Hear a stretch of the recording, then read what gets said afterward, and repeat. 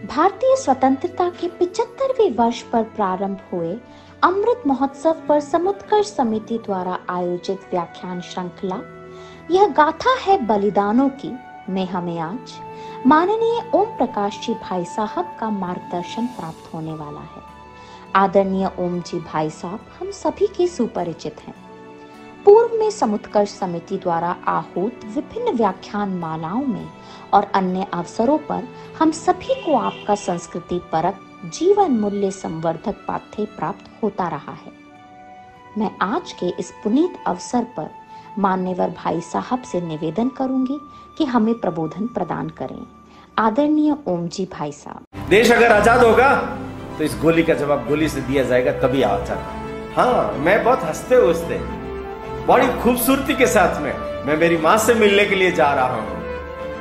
सोचिए उसकी हिम्मत कैसी है। अगर उसकी हिम्मत ऐसी नहीं होती, उसका साहस ऐसा नहीं होता, उसका जिगर ऐसा नहीं होता, उसका दिल ऐसा नहीं होता, तो क्या वो हंसते हंसते फांसी के फंदे पर चढ़ता? तो क्या वो होशो हवास के अंदर बिना आवेश और आवेग में आए हुए करजन वायली को गोलियों से भून सकता? अंग्रेजों के नाक के नीचे उनकी अभेद्य दीवार को बींध सकता, छेद सकता?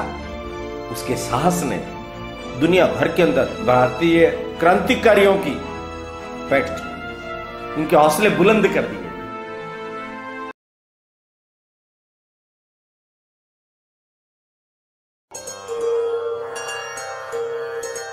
हिंदू भूमे सुरक्षार्थ केशवेन विनिर्मितम् यं संघपोषितं येन गुरुं तं प्रणमाम्यहम्।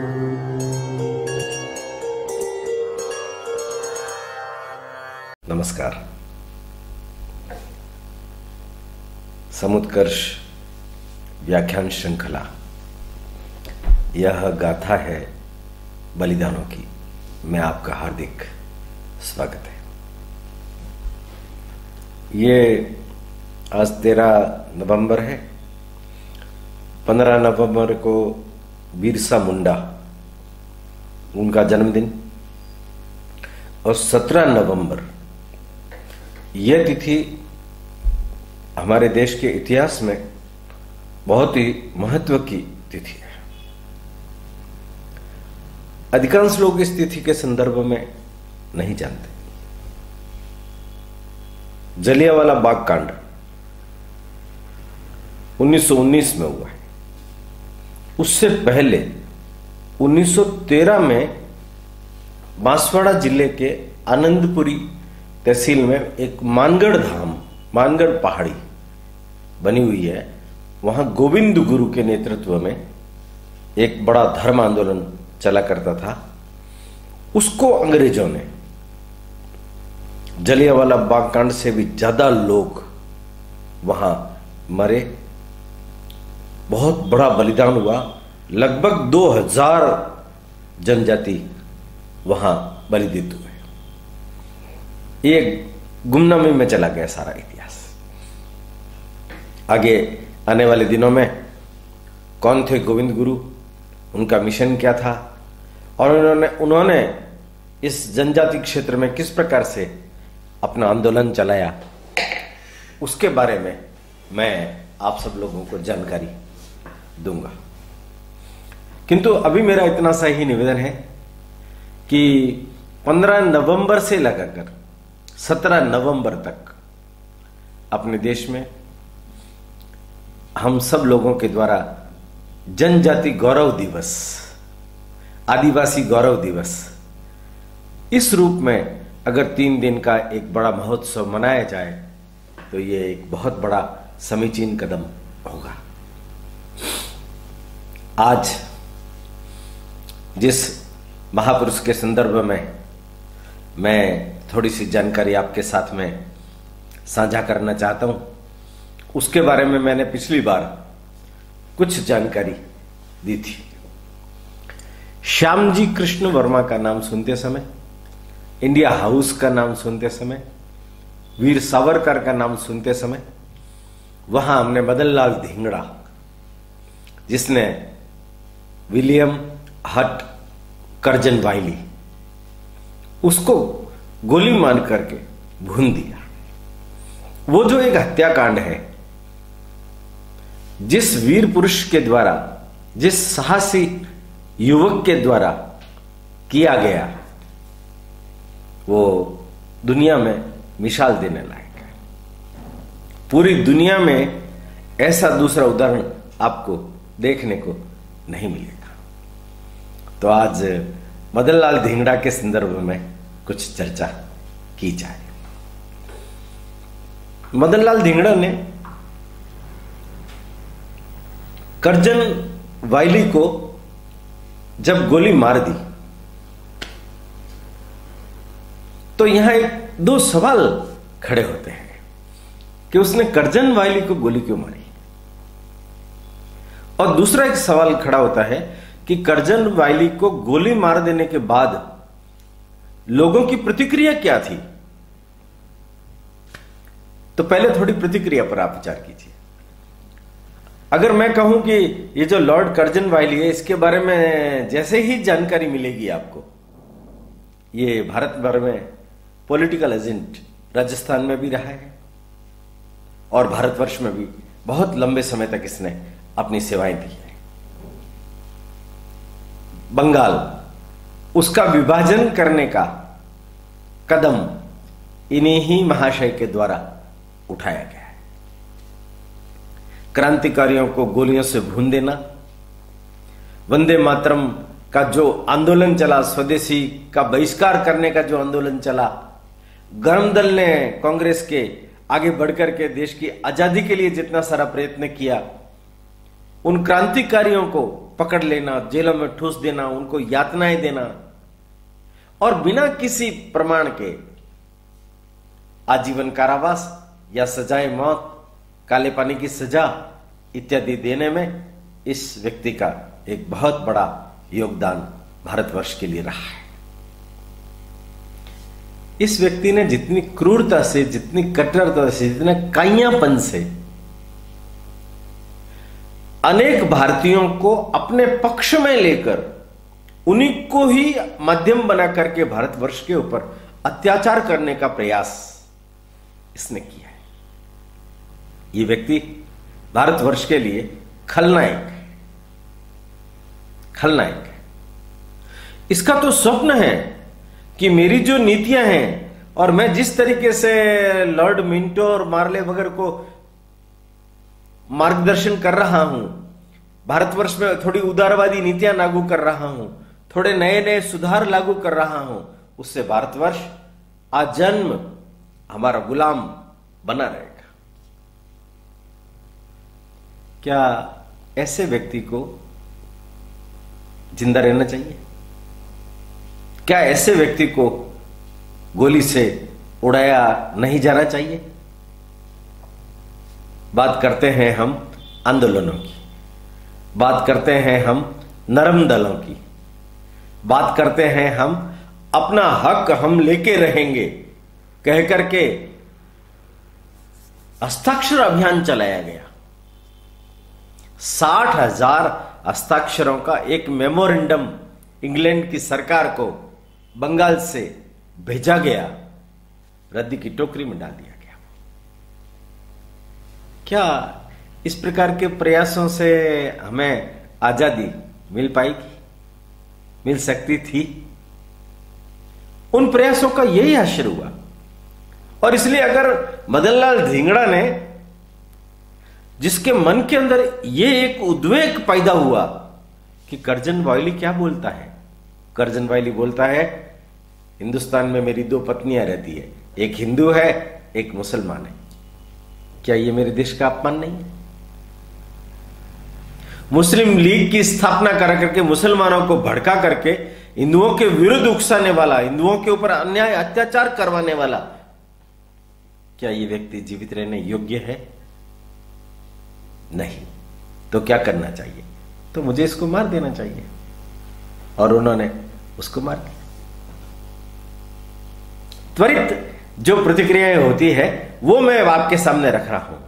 एक ऐसे खलनायक का उसी की पद्धति के अनुसार मदनलाल धिंगड़ा ने अध्याय समाप्त कर दिया, अंत कर दिया, गोलियों से भून करके उसको ढेर कर दिया। तो पूरे विश्व भर के अंदर जो देशभक्त लोग थे, राष्ट्रभक्त लोग थे, जो आजादी के दीवाने लोग थे, जो भारत माता को परतंत्रता गुलामी की बेड़ियों से मुक्त कराने का स्वप्न संजोए बैठे थे, उनके हृदय गदगद हो गए, बाग बाग हो गए। पर कुछ लोग थे जिन्होंने इस घटना को नापाक बोला, इस घटना को कायराना अंदाज बोला। उनमें से किन लोगों के नाम लूं मैं? अगर मैं नाम लेता हूं तो मुझे भी शर्म आती है। इन लोगों के नाम मैं लूं, ठीक रहेगा क्या? किंतु जो इतिहास में लिखा हुआ है वो आपके सामने लाना आवश्यक है। सुरेंद्रनाथ बनर्जी, विपिन चंद्र पाल, लाला लाजपत राय, महात्मा गांधी, इन श्रेष्ठतम महानुभावों ने मदनलाल धिंगड़ा को कोसा है कि इसने गलत कदम उठाया है, यह उग्रवादी और हिंसावादी कदम है, यह हमारे भारत के विपरीत है। सोचना आपको है कि मदनलाल धिंगड़ा ने ठीक किया या गलत किया, हुआ क्या? तो इसकी पूरी कार्रवाई के बारे में अपन थोड़ा सा विचार करते हैं। ये मदनलाल धिंगड़ा इंजीनियरिंग की पढ़ाई करने के लिए 1906 में लंदन आ गया। लंदन में ये रह रहा था, अलग मकान था, बड़े धनाढ्य परिवार का था। इसकी व्यवस्थाएं लंदन में आने से पहले इनके बड़े भाई कुंदनलाल जी ने कर दी थी।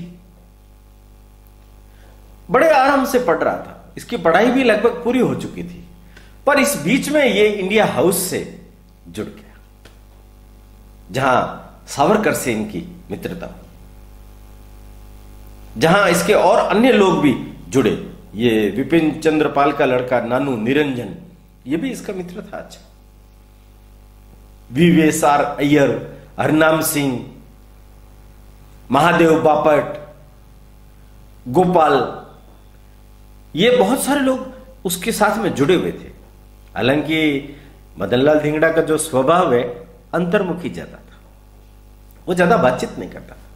वो आता था शाम को हर रविवार, सुनता था, सुनने के बाद में चाय पीता था और सबसे अंत में जाने वाले लोगों में से उसका नाम हुआ करता था। हालांकि जो तथ्य है वो ये भी बताते हैं कि प्रारंभ में कुछ 6 महीने और बाद में 1 महीने के लगभग ये इंडिया हाउस में भी रहा है। इसके घर वालों को जब ये चीज मालूम पड़ी तो उन्होंने कर्जन वाइली को लिखा था।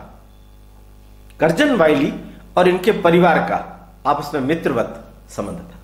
एक डनलप स्मिथ करके अमृतसर का जिलाधीश हुआ करता था और कर्जन वाइली भी जब पंजाब का एजेंट था तब उनके परिवार के साथ में इनका बहुत अच्छा संपर्क संबंध रहा। इनका जो परिवार है पूर्ण रूपेण अंग्रेज परस्त, अंग्रेज भक्त, सुविधा भोगी परिवार है। वो परिवार इसलिए उनको लिखता है कि ये गलत संगत में पड़ गया इंडिया हाउस में। श्यामजी कृष्ण वर्मा, सावरकर, इनकी संगत में रह करके ये राजनीतिक गतिविधियों में लिप्त हो गया है। कर्जन वाइली को कहा इसको समझाओ और थोड़ा इसको उससे दूर हटाओ। अंग्रेजों ने जैसे इंडिया हाउस भारत आने वाले विद्यार्थियों के मन में देशभक्ति का गौरव जगाकर, भारत माता की मुक्ति के लिए शपथ दिलवाकर, कसम लेकर के भारत में जाकर के ब्रिटिशों की नौकरी ना करके हमें इनकी खिलाफत करनी है, इन्हें भगाना है, हमें क्रांतिकारी गतिविधियों के माध्यम से अपनी भारत माता को मुक्त कराना है, वो काम किया करती थी। और एक दूसरी संस्था जो अंग्रेजों ने बना रखी थी, जो Indian national institute, Indian national institute, ये कर्जन वाइली भी उसमें खजांची था। एमा जोसेफाइन कैट, ये जो है उसकी सचिव थी। उसके साथ में भी मदनलाल धिंगड़ा ने उसकी भी सदस्यता प्राप्त कर ली। उनके साथ में उनके संपर्क संबंध थे, वो उनकी गतिविधियों में शामिल होते थे। उनका उद्देश्य क्या था? ब्रिटिश भक्त भारतीय तैयार करना, काले अंग्रेज तैयार करना, जो भारत में जाकर के अंग्रेजों के अनुसार अपने जीवन का व्यापन करे और अंग्रेजों की गुलामी करे। वो संस्था काम कर रही थी, इधर यह संस्था काम कर रही थी। दोनों संस्थाओं में आपसी मतभेद तो था। मदनलाल धिंगड़ा सब समझते थे। मदनलाल धिंगड़ा बहुत बुद्धिमान, बहुत ही समझदार, बहुत ही धीर गंभीर व्यक्ति थे। हालांकि मजेदारी की बात यह है कि इसी व्यक्ति ने जब करजन वायली को मार दिया तो उसके पिता तक भी ये कहने लगे ये तो पागल है, ये पहले भी पागलपन के दौरे पड़ चुके हैं इसको, और इसका दिमाग स्थिर नहीं। इस प्रकार की बातें भी बोल ली गई है इनके बारे में जो सत्य नहीं। मदनलाल धिंगड़ा इंडिया हाउस से जब जुड़ गए, श्यामजी कृष्ण वर्मा को इंडिया हाउस छोड़ करके पेरिस जाना पड़ा। पीछे 1908 में भारत के अंदर 1857 का जो महासंग्राम हुआ, जिसको अंग्रेजों ने विद्रोह कहा, उसको 50 वर्ष पूरे होने के उपलक्ष्य में एक बहुत बड़ा कार्यक्रम करने की योजना इंडिया हाउस ने बनाई। अंग्रेजों ने जानबूझ करके लंदन की उस धरती पर जो क्रांतिकारी नाना साहब पेशवा, तात्या टोपे, महारानी लक्ष्मीबाई, वीर राजा कुंवर सिंह हुए, उन सबका मान मर्दन करने के लिए लघु नाटिकाओं के माध्यम से उनका उपहास उड़ाया गया। क्रांतिकारी बहुत दुखी हुए। 1 मई की घटना है। 10 मई के दिन इंडिया हाउस सजाया गया। वहां बहुत बड़ा फंक्शन आयोजित किया। बाहर के देशों से भी विद्यार्थी वहां आए। लगभग 100 विद्यार्थी वहां एकत्रित हो गए। अनेक लोगों के वक्तव्य हुए, सावरकर का भाषण, उन जो क्रांतिकारी हुए हैं उनके जीवन को लोगों के प्रति किस प्रकार का भाव रखना चाहिए, उन्होंने संदेश दिया। ये देशभक्त थे, क्रांतिकारी थे।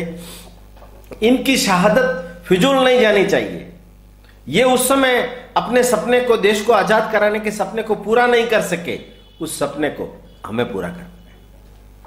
हम कसम लेंगे, उनकी शहादत व्यर्थ नहीं जाने देंगे, हम फिर से आगे बढ़ेंगे। लोगों ने कस्में खाई। एक विशेष बैच बनवाया गया था। 50 वर्ष 1857 को जो पूरे हो गए उसके संदर्भ में वो बैच जिन जिन लोगों ने कस्में खाई उनको लगाया गया। ये हरनाम सिंह बगैर कॉलेज में पहन करके चले गए थे, तो वहां के लोगों के साथ में इनकी झड़प हो गई थी। मदनलाल धिंगड़ा खुद भी बैच लगा करके कॉलेज में पहुंच गया था, तो इसकी क्लास के लड़कों के साथ में इनकी हाथापाई हुई, बैच छीनने के प्रयास हुए। ये बलिष्ठ था, इसने मुक्के मार करके उनको भगा दिया और कहा कि सालों के मुंह तोड़ दूंगा, जबड़े तोड़ दूंगा, अगली बार मेरे को हाथ लगाया तो। ये बन बनाया हुआ इंडिया हाउस में गया, सीधी सावरकर से भेंट हो गई और सावरकर को कहा मुझे पिस्तौल दे दो, मैं अभी का अभी जाकर के प्रिंसिपल और इन सब लोगों को गोलियों से भून दूंगा। सावरकर ने आराम से बिठाया उसको, चाय मंगाई,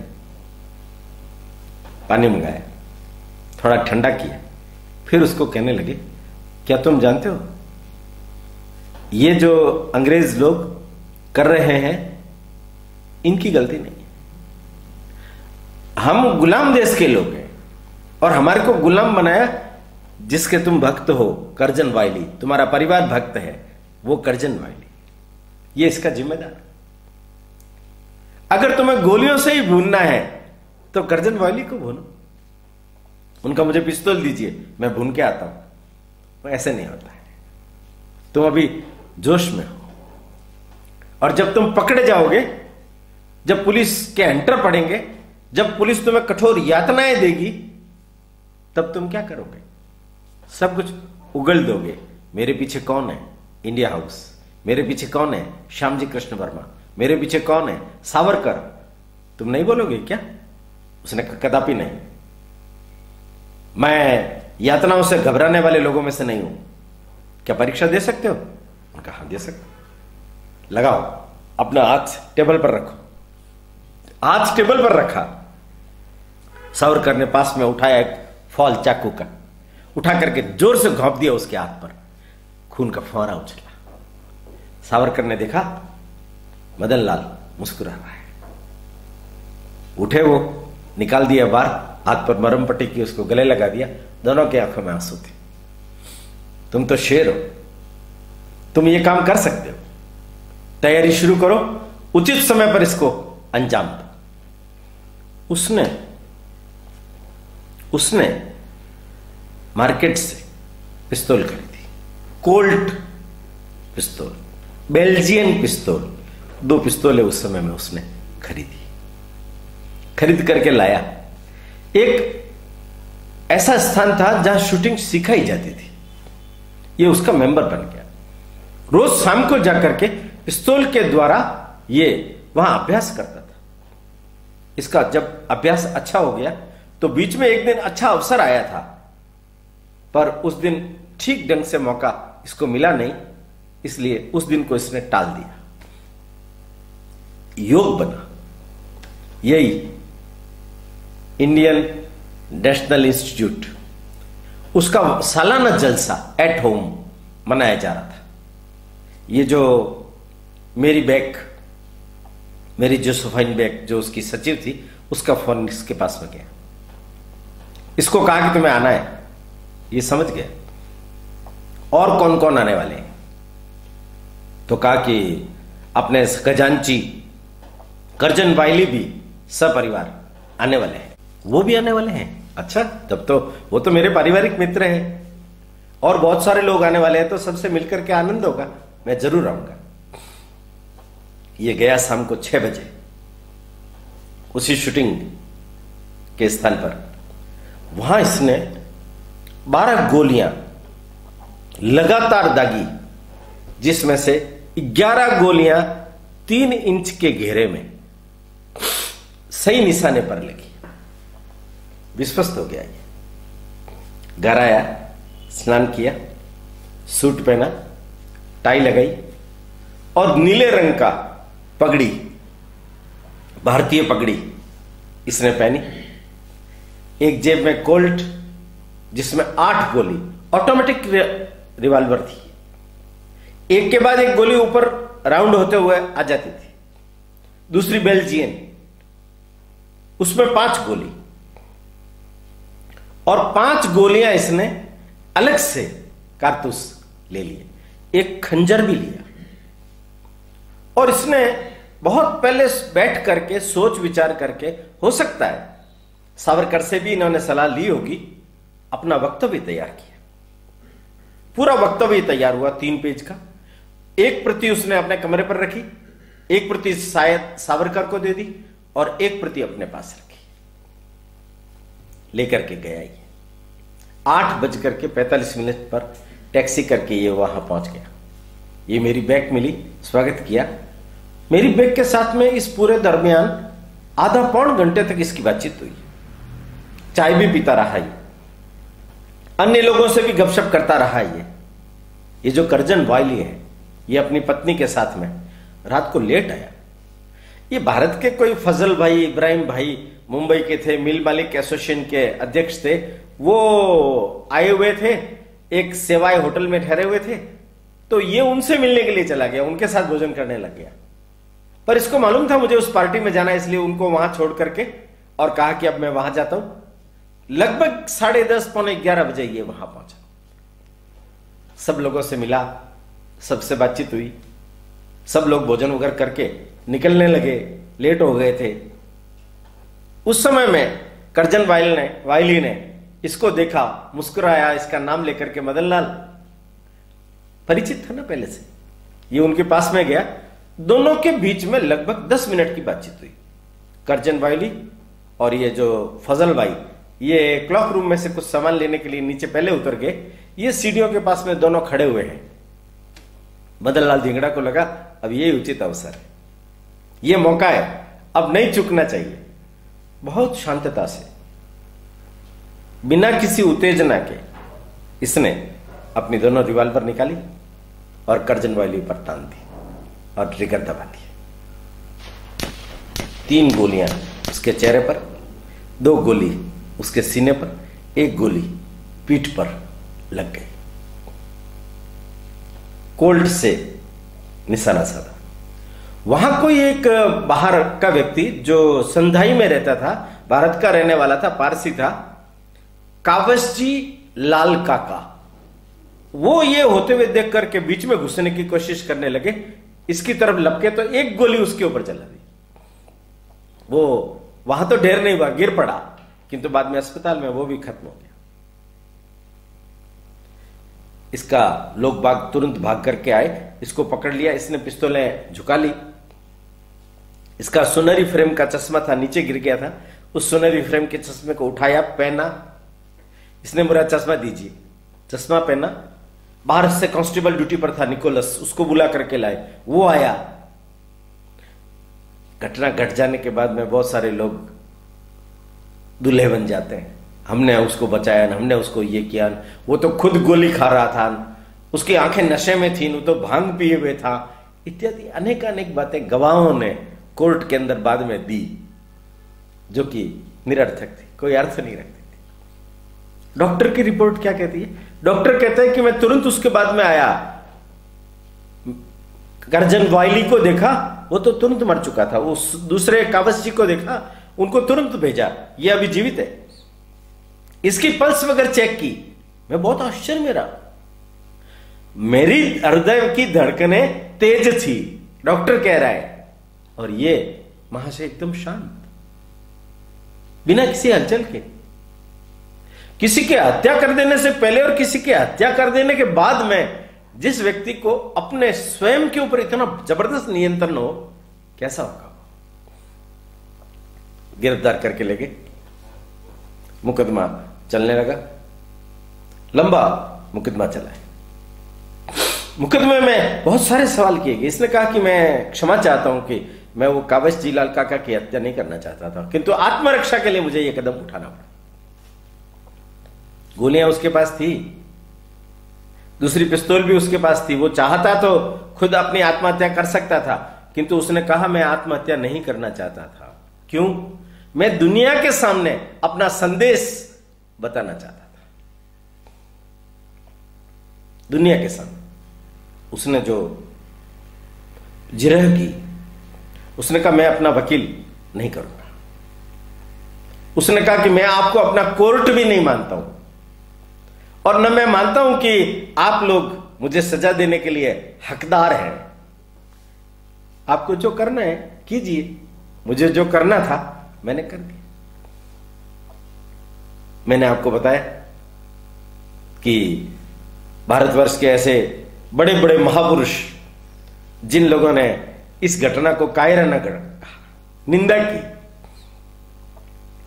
थोड़े समय के बाद में 1 जुलाई की घटना है ये, 1 जुलाई 1909, और 5 जुलाई को आगा खां के नेतृत्व के अंदर एक सभा आयोजित की। उस सभा ने सर्वसम्मति से प्रस्ताव पास किया कि मदन लाल धिंगड़ा ने हमारे देश की इज्जत को खराब किया है, हम उसकी सर्वसम्मति से निंदा करते हैं। आप आश्चर्य करेंगे, इनका सबसे छोटा भाई मदन लाल जी से छोटा बजरलाल, वो भी इंग्लैंड में ही था, उसने भी कहा हमारे परिवार ने इससे संबंध तोड़ लिया है, ये पागल व्यक्ति है, हम इस घटना की निंदा करते हैं। परिवार के लोग, देश के लोग, बड़े लोग, सावरकर और श्यामजी कृष्ण वर्मा को थोड़ा धक्का लगा कि शहादत व्यर्थ नहीं जानी चाहिए। तो सर्वसम्मति से जब प्रस्ताव पास किया गया, तब सावरकर ने उस सभा में खड़े होकर के कहा, सर्वसम्मति से नहीं, मैं इस घटना का प्रशंसक हूं। सावरकर ने कहा कि जो कुछ भी किया है मदन लाल धिंगड़ा ने, वो देश की आजादी के लिए, देश की रक्षा के लिए, भारत माता को स्वतंत्रता से मुक्त कराने के लिए किया है। पास में एक अंग्रेज था, तिल मिला गया, उसने कहा तो मेरे मुक्के का स्वाद लीजिए। एक मुक्का लगाया, चश्मा गिर गया, टूट गया। इनका एक साथी तिरुमल आचार्य पास में खड़ा था, उसने डंडा लिया हाथ में और उसका सिर फोड़ दिया कि भारतीय डंडे का स्वाद तुम भी चखते जा। उसका सिर फूट गया, सब अविसर्जित हो गए, लोग भाग गए। सावरकर भी अपने वहां चले गए। किंतु बाद में उधर जिरह चलती रही, उधर कोर्ट में मुकदमा चलता रहा, गवाह अपने बयान देते रहे और अंत में इसको सजाए मौत दी गई। 17 अगस्त के दिन फांसी के फंदे पर इनको चढ़ा दिया गया। पेंटेगिला जेल में इनके शव को दफनाया गया। मैंने पिछली बार भी कहा था, नरेंद्र भाई मोदी के प्रयास से श्यामजी कृष्ण वर्मा की अस्थियां भारत लाई गई। क्या आप जानते हैं, शहीद उधम सिंह, मदनलाल धिंगड़ा, देश की आजादी के बाद 1976 में इनकी शवों को जो दफना दिए गए थे, भारत में लाकर के विधि विधान से दाह संस्कार किया गया। कैसी विडंबना है। देश के लिए जिन लोगों ने हंसते हंसते प्राणों को न्योछावर कर दिया, उन लोगों के बारे में देश ने क्या कहा, देश ने क्या किया, यह एक सोचने की बात है, एक सोचने की बात। और देश को प्रायश्चित करना चाहिए, हम सब लोगों को भी प्रायश्चित करना चाहिए कि हमारे देश के इस प्रकार के लोग नेता नहीं हो सकते, जो इसकी कदर ना कर सके, जो इस घटना के मर्म को समझ ना सके। थोड़ा समय यहां हस्तक्षेप करते हुए मदनलाल धिंगड़ा के परिवार के बारे में जानकारी देता हूं। यह मदनलाल धिंगड़ा का परिवार पंजाब का था और साहिवाल गांव का रहने वाला था। इसके पिताजी दित्तामल साहेब डॉक्टरी की पढ़ाई की, बड़ी प्रैक्टिस अच्छी चली। अंत में रिटायर्ड होकर के और ये अमृतसर आकर के इन्होंने अपनी कोठी बना ली, धिंगड़ा हाउस, और वहां ये पूरे परिवार के साथ रहते थे। सारे लड़के इनके अच्छे पढ़े लिखे थे। 8 संतानें थी। सबसे बड़ी काकी रानी लड़की थी, दूसरा कुंदनलाल, तीसरा भजनलाल, चौथा बिहारी लाल। 3 बड़े भाई, उसके बाद चमनलाल, चुनीलाल और मदनलाल, और सबसे छोटा भजनलाल। ऐसे 7 भाई, 1 बहन। कुछ कोई वकील थे, कोई डॉक्टर थे, कुछ व्यापारी थे, सब अच्छा काम करते थे। मदनलाल भी लाहौर से बीए किया, शिमला में, कश्मीर में 2-2, 6-6 महीने की नौकरियां की। मां बीमार हो गई थी तो घर लौट करके आया। हालांकि इसके पिताजी ने स्टेटमेंट देते समय बोला है इसकी मां बीमार हो गई तो उसको देखने तक भी नहीं आया, जबकि ये आया है, जबकि ये आया है। हालांकि उनके पिताजी ने अंग्रेज परस्त होने की भावना के आधार पर डैनियल स्मिथ से सलाह लेकर के, जो उस समय शिमला रहता था, पहले जिलाधीश था, स्टेटमेंट दिया था। यह सोचा समझा एक राजनीतिक स्टेटमेंट था जो अंग्रेजों ने उनसे कहलवाया। अंग्रेजों की दीवारों को भेद कर जो अभेद्य समझी जाती थी, धिंगड़ा ने, मदनलाल धिंगड़ा ने गोली चला दी। इस घटना को अंग्रेज सन रह गए थे, डर गए थे, दब गए थे, इसको बाहर नहीं लाने देना चाहते थे, ट्रायल को न्यूज़पेपर में भी नहीं छपवाना चाहते थे। इसलिए जो उनके जेब के अंदर वक्तव्य रखा हुआ था उसको भी छुपा दिया, उस वक्तव्य को भी छुपा दिया। कुछ समय ये श्रीलंका भी गया, वहां से लौट करके आया, बड़े भाई बिहारीलाल से मिला, उनके आग्रह पर ही ये इंजीनियरिंग की पढ़ाई करने के लिए इसको लगा कि मुझे भी कुछ चेंज होगा। और श्यामजी कृष्ण वर्मा के बारे में इन्होंने सुना था, इंडिया हाउस के बारे में इसने सुना था, तो ये वहां चला गया। पारिवारिक पृष्ठभूमि उनकी इतनी सी है। अभी भी 1976 के बाद आप अमृतसर जाएंगे तो मदनलाल धिंगड़ा की मूर्ति उसी स्थान पर उनके टाउन हॉल के बाहर लगी हुई है। मुकदमा चला, मुकदमे की जो सुनवाई हुई और बाद में जो निर्णय हुआ वो हमने सुना। पर मैं कुछ बातें आप लोगों के समक्ष पढ़ करके सुनाना चाहता हूं। पढ़ करके मैं इसलिए सुनाना चाहता हूं कि आप लोगों को यह मालूम होना चाहिए कि मदनलाल धिंगड़ा ने स्वयं वहां जिरह करते हुए किन किन बातों की ओर हम सब लोगों का ध्यान आकृष्ट किया। उनका जो वक्तव्य था, उससे पहले उन्होंने किस तरीके से बोल करके कोर्ट के सामने अपना मत, अपनी बातें रखी, और बाद में उनका जो वक्तव्य था वो ज्ञानचंद्र वर्मा ने पेरिस जाकर के दुनिया भर की सारी प्रेस को रिलीज किया। और सावरकर ने डेली न्यूज के कोई एक उनके परिचित थे, लंदन में छपवा दिया। मदनलाल धिंगड़ा ने मरने से पहले अखबार में अपने द्वारा लिखा गया वक्तव्य पढ़ करके बड़ी प्रसन्नता व्यक्त की, बड़ी प्रसन्नता व्यक्त की। ये कैसा जिंदा दिल इंसान था कि जब 17 अगस्त के दिन इनको फांसी के फंदे पर चढ़ाए जाने के लिए ले जाया जाने लगा, तो जेलर ने पूछा कि तुम्हारी कोई अंतिम इच्छा है क्या? तो क्या बोलता है कोई आईना मिल सकता है क्या? मैं जरा अपने बाल संवारना चाहता हूं, बाल संवारना चाहता हूं। हाँ, मैं बहुत हंसते हंसते, बड़ी खूबसूरती के साथ में मैं मेरी मां से मिलने के लिए जा रहा हूं। सोचिए आप, उसकी हिम्मत कैसी होगी। अगर उसकी हिम्मत ऐसी नहीं होती, उसका साहस ऐसा नहीं होता, उसका जिगर ऐसा नहीं होता, उसका दिल ऐसा नहीं होता, तो क्या वो हंसते हंसते फांसी के फंदे पर चढ़ पाता? तो क्या वो होशो हवास के अंदर बिना आवेश और आवेग में आए हुए करजन बाइली को गोलियों से भून सकता? अंग्रेजों के नाक के नीचे उनकी अभेद्य दीवार को बींद सकता, छेद सकता? उसके साहस ने दुनिया भर के अंदर भारतीय क्रांतिकारियों की पैठ जमा दी, उनके हौसले बुलंद कर दिए।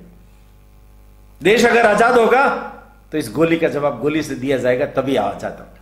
आप सुनिए उनके स्टेटमेंट, मैं आपको पढ़ करके सुनाता हूं। बड़ी जबरदस्त उसने जिरह की, बड़ी जबरदस्त। वो कह रहा है कि मैं अपने बचाव में कुछ नहीं कहना चाहता, लेकिन मुझे अपने कार्य को न्यायोचित सिद्ध करने के लिए अवश्य कुछ कहना है। मेरा मानना है किसी भी बरतानवी अदालत को मुझे कैद करने या मुझ पर मुकदमा चलाने या मुझे मौत की सजा का फैसला सुनाने का अधिकार नहीं है। यही कारण है कि मैंने बचाव पक्ष के लिए कोई वकील नहीं किया।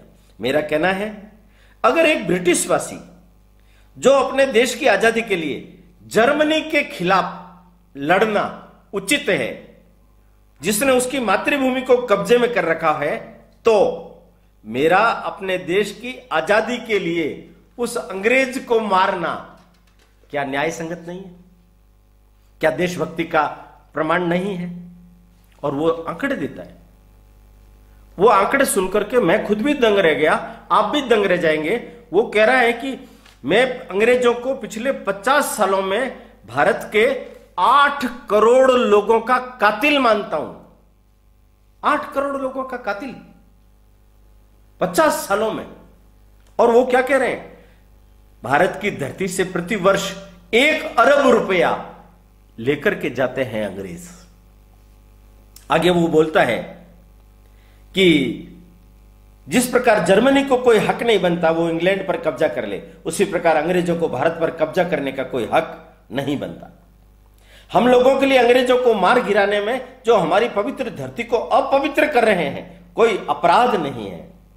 मैं तो अंग्रेजों के पाखंडीपन, धोखाधड़ी, दोहरी नीति पर बड़ा हैरान हूं, खासतौर पर तब जब वे अपने आप को कांगो और रूस की मानवता पर हो रहे अत्याचार को खत्म करने वाला नायक बतलाते हैं, जबकि भारत में मासूम बेगुनाह लोगों पर बर्बर अत्याचार और जुल्म ढाए जा रहे हैं। उदाहरण के लिए भारत में प्रतिवर्ष 20 लाख से भी ऊपर लोग मारे जाते हैं और हमारी औरतों का अपमान किया जाता है।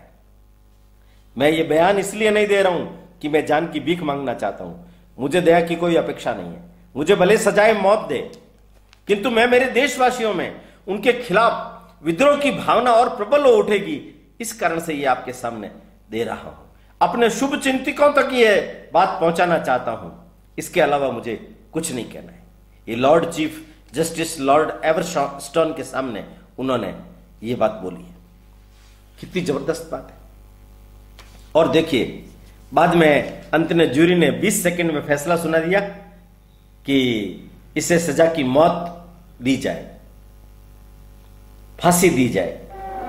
तो ये कहता है कि मैंने आपको बार बार कहा है कि इस अदालत के फरमान को मैं नहीं मानता, तुमको जो करना है कर लो, इससे मुझे कोई फर्क नहीं पड़ता, तुम मुझे सजाए मौत दे सकते हो, मैं मौत की परवाह नहीं करता हूं। लेकिन याद रहे, ये जो वाक्य मैं बोलने जा रहा हूं, ये अमृतसर में जहां मदन लाल धिंगड़ा की मूर्ति लगी हुई है, उस मूर्ति के नीचे भी लिखा हुआ है। क्या बोला उन्होंने? लेकिन याद रहे, एक दिन आएगा जब मेरा देश आजाद होगा, हम इतने शक्तिशाली हो जाएंगे, हम जो चाहेंगे वो कर सकेंगे। बस मैं इतना ही कहना चाहता हूं।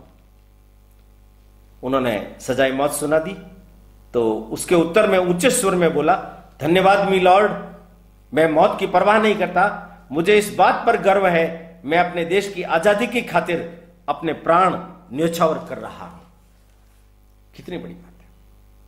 किंतु उनका जो अंतिम वक्तव्य है वो पढ़ने लायक, सुनने लायक, समझने लायक और अपनाने लायक है, अपने जीवन में उतारने लायक है।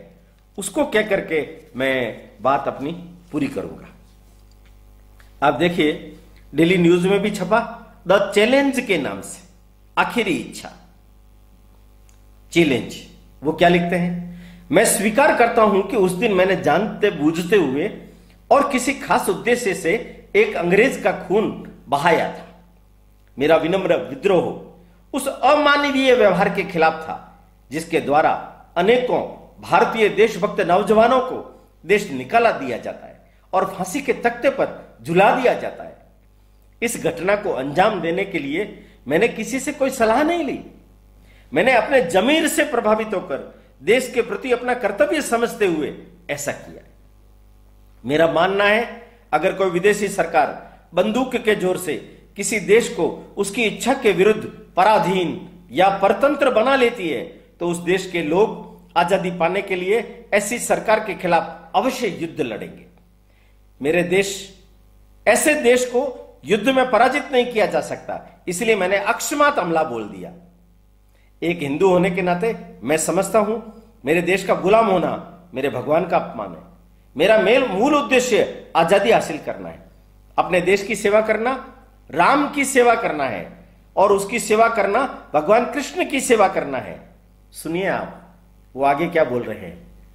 न तो मैं अमीर हूं और न ही इतना समर्थ हूं कि मैं अपनी मातृभूमि को कुछ भेंट चढ़ा सकूं। मेरे पास मां को देने के लिए अपने खून के सिवाय और कुछ भी नहीं। मैं उसकी वेदी पर उसकी मुक्ति के लिए अपने रक्त को अर्पण करता हूं। मेरे नौजवान भाइयों, एक सबक सीखना होगा आप सबको, मौत को कैसे गले लगाते हैं। इस पाठ को पढ़ाने और समझाने के लिए मैंने मौत को गले लगा करके आपके सामने एक उदाहरण रच दिया है। हमें यह समझ लेना चाहिए, ये शरीर नश्वर है, आत्मा अमर है। अगर प्रत्येक भारतीय मरने से कम 2 अंग्रेजों को मार गिराता है, तो भारत माता को मुक्त करवाने का काम 2 दिन में हो जाएगा। यह युद्ध भारत की आजादी के साथ खत्म नहीं होगा। जब तक संसार रहेगा, यह युद्ध निरंतर अंग्रेज और हिंदू प्रजाति के बीच में चलता रहेगा। जब तक हमारा देश आजाद नहीं हो जाता, तब तक हम भगवान कृष्ण हमें इसके लिए प्रेरित करते रहेंगे। अगर तुम इस आजादी की लड़ाई में मारे गए तो तुम्हें स्वर्ग नसीब होगा, अगर विजयी हुए तो आजादी तुम्हारे चरण चूमेगी, समझो तुम धरती जीत गए। और अंत में वो लिखते हैं, मेरी भगवान से एक दिली प्रार्थना है, जब तक भारत मां स्वतंत्र नहीं हो जाती, मैं बार बार उसी मां की कोख में जन्म लूं। भारत के पुनर्जन्म के उस सिद्धांत के ऊपर उसका कितना बड़ा विश्वास है। और हर बार मैं इसी उद्देश्य के लिए तब तक मारा जाऊं जब तक मेरा लक्ष्य पूरा नहीं हो जाता। मेरी मां मानवता और परमात्मा की खुशी के लिए आजाद नहीं हो जाती। वंदे मातरम, वंदे मातरम, वंदे मातरम। देखिए आप, कैसा अनूठा वक्तव्य उस व्यक्ति ने सोच समझ करके लिखा।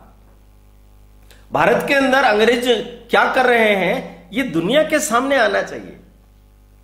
दुनिया भर के अंदर वो हम मानवतावादी हैं, भारत के लिए हम अच्छा कर रहे हैं, ये चेहरा लगा करके घूम रहे हैं। उनकी असलियत सामने लाना बहुत ही ज्यादा जरूरी है। माने मदन लाल धिंगड़ा ने न केवल करजन वायली को मारा, बल्कि अंग्रेज हमारे देश में क्या कर रहे हैं उस चीज को भी दुनिया भर के समक्ष उजागर कर दिया। मदन लाल धिंगड़ा तो चले गए, उनकी एक शहादत हो गई। 18 फरवरी 1883 के दिन उनका जन्म हुआ और 25-26 साल की अवस्था में 17 अगस्त 1909 को उन्होंने फांसी का फंदा हंसते हंसते चूम लिया। एक 25-26 साल की छोटी सी उम्र में इस टिमटिमाती हुई लौ ने एक विशाल ज्वाला बन करके किस तरीके का विस्फोट अपने इस देश के लिए किया। ऐसे एक नहीं, अनेक लोग हुए हैं जिनके बारे में हम बहुत कम जानते हैं। मैंने आज सावरकर, श्यामजी कृष्ण वर्मा की सत्संग का प्रभाव कैसा होता है, उस वट वृक्ष के नीचे किस प्रकार से एक क्रांति तीर्थ पैदा होते हैं, उनमें से मदन लाल धिंगड़ा नामक क्रांति तीर्थ को आपसे साक्षात्कार करवाने का प्रयत्न किया। आप इसको अपने मन में गुने, अपने जीवन के लिए इसको चुने और अपने जीवन को अच्छा बनाते हुए इस देश के लिए कुछ करें। इसी भावना से मैं आज की बात को विराम देता हूं। फिर मिलेंगे अगले रविवार। प्रणाम। आप सभी का समुत्कर्ष समिति के प्रति यही स्नेह और आत्मीय भाव बना रहे। धन्यवाद।